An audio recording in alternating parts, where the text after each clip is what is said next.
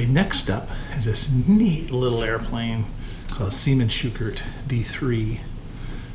It's a neat little barrel fighter, late war fighter.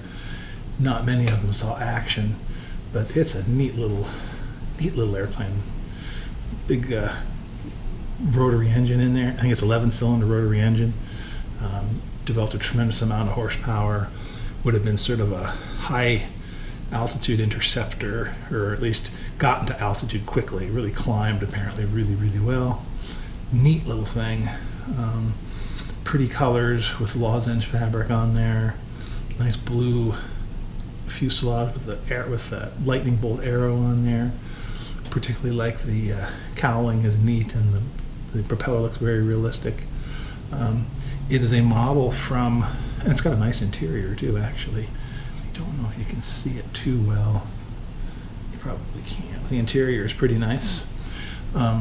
This is a model by Merrick, so it was a download from eCard Models, but it was bought from the fellow who goes by Fitter.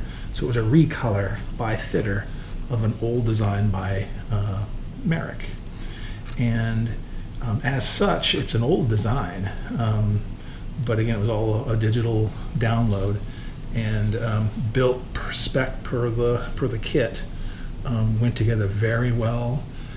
It's a very compact little machine, no dihedral, easy to put together, minimal rigging, nice little airplane. Didn't do anything different with it, except as usual with some of my models, mostly because I'm not skilled enough. Things like the spinner and things like the cowling are put together with sort of striations of paper, and you end up with these little lines, and that's okay, and that looks like paper, and some people prefer that. In my case, I like it to look like a regular, like a metal cowling, so I backfilled with some super glue, sanded, primed it, both the cowling and the spinner, and then repainted them with an airbrush. Just, that's the only difference. So ordinarily you would have seen the seams on here where the paper's put in, but it still doesn't detract that much from the model. Just something, I think it's personal preference a little bit. But this thing scales out very well, looks very much like the real airplane. I have the Rodin example, and it looks really good next to it. There are no enhancements on it in terms of rendering. It's very cartoon-like with the rendering. So in other words, like monochromatic, very simple colors. But if you wanted to, you could play with it and use airbrush, and you could modify it and put some shading on it and make it look really special. But even as is, it's just a colorful little machine.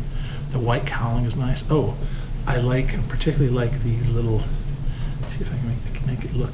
These little louvers under here are really cool. They're just little pieces of paper with black under them, but they're three-dimensional. They stick out, and they really give a nice little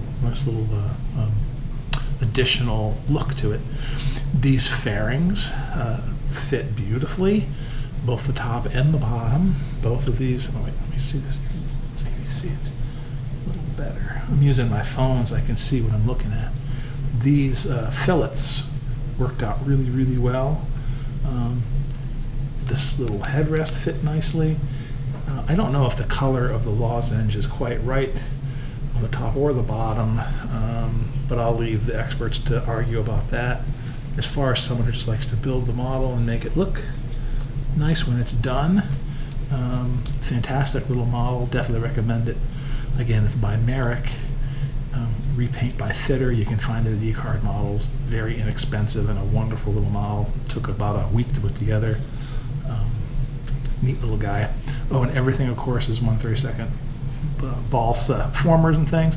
This one is designed with just a sheet, a big broad spar in the top of the top wing, and similar ones on the bottom wings.